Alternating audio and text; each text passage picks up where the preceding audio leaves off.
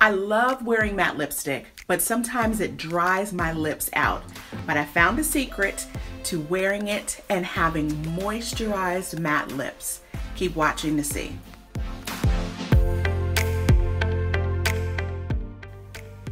This is my favorite red matte lipstick. It's by Maybelline.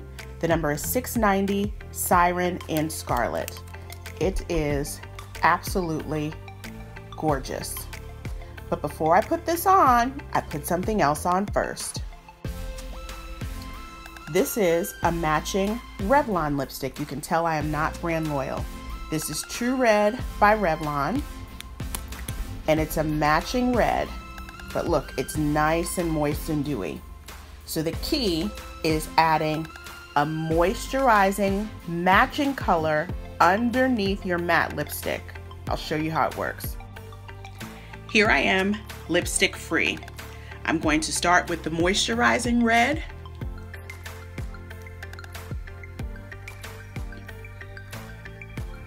This is by Revlon. I almost always get my over-the-counter lipstick at CVS on sale with Beauty Bucks. And this is the matte right over it.